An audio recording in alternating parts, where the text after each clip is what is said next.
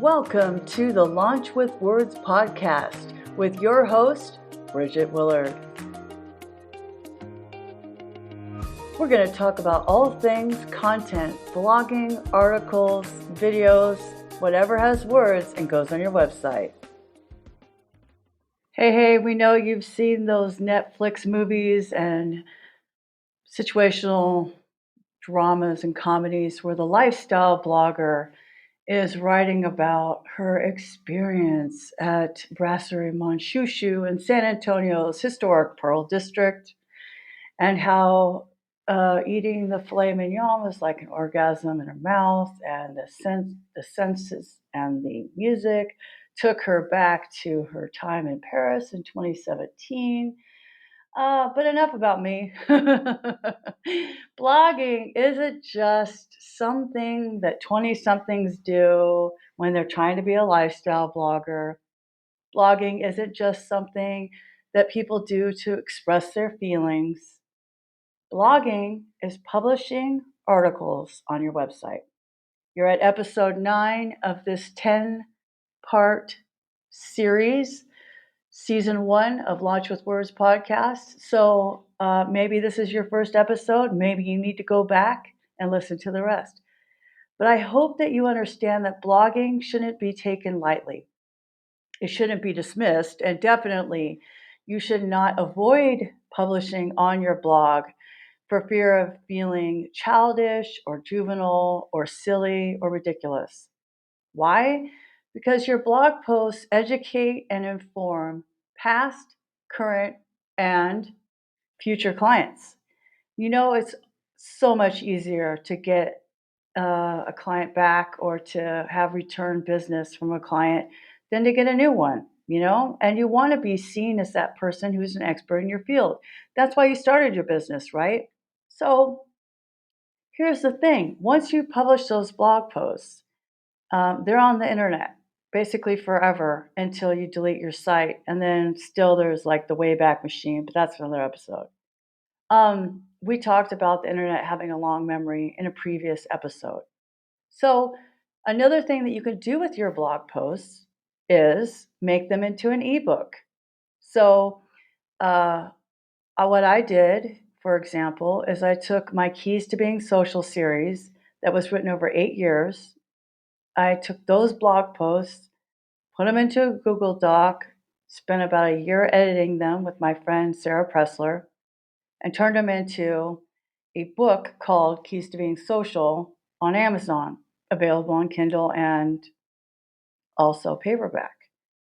I did this because I realized that I had a gift of teaching people how to use social media in a way that makes sense to them based upon what they already know.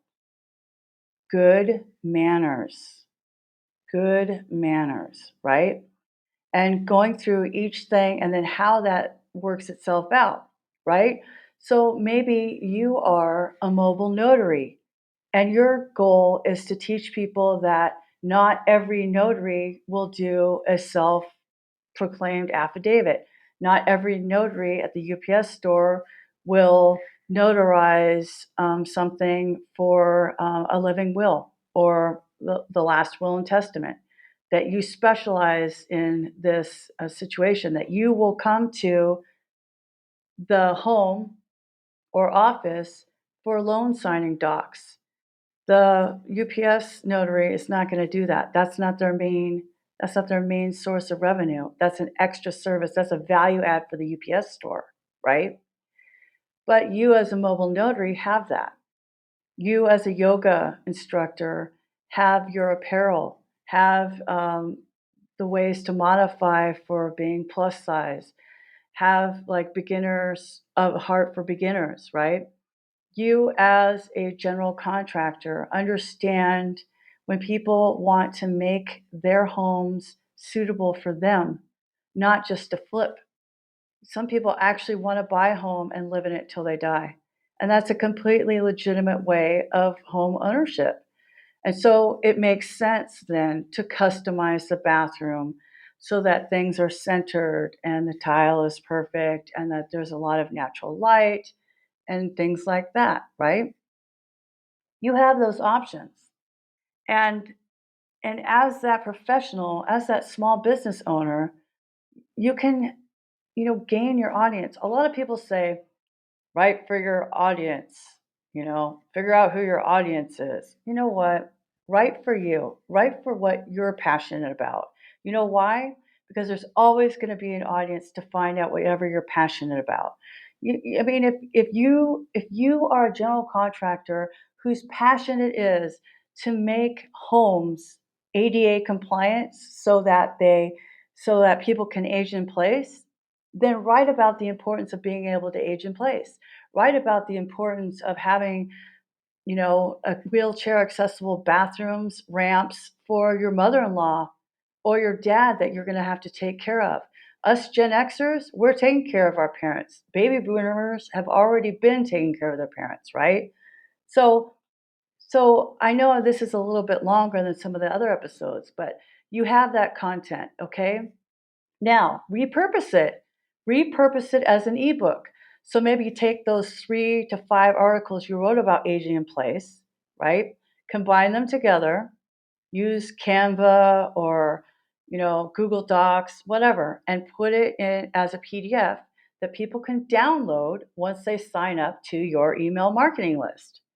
Then you have a lead generation tool, right? You can go and contact them through however you deal with leads in Salesforce or your proprietary software or email marketing with MailChimp, right? Now you have another way to capture people. You can also repurpose your blog posts into videos, right? You can take those exact blog posts, copy the text, put them in lumen5.com, and they will make a video for you. If you pay, then you can remove the watermark and get the colors right. But for free, you can do a lot of those videos. Then you have them on YouTube. Then you can share them on social media, right? It's another way for people to consume your content. You can make a podcast. It doesn't have to be a weekly podcast. For example, this podcast is going to be one season of 10 episodes. And if I decide to do a second season, it will be 10 episodes because that's all I'm willing to commit to because I have other things to do, like write more content packs, right? And handle client work. So repurposing what you've already done is smart, efficient, and helps you cast a wider net for the people who have aligning passions with your business, your goals, and what makes you unique. Thanks for listening to Launch with Words, a podcast by BridgetWillard.com.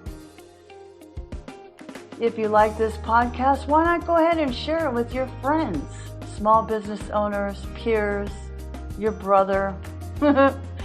I really appreciate your attention. If you have any ideas, contact me on my website. Follow me at Bridget M. Willard on Twitter. And I hope to see you on the next episode or the next season.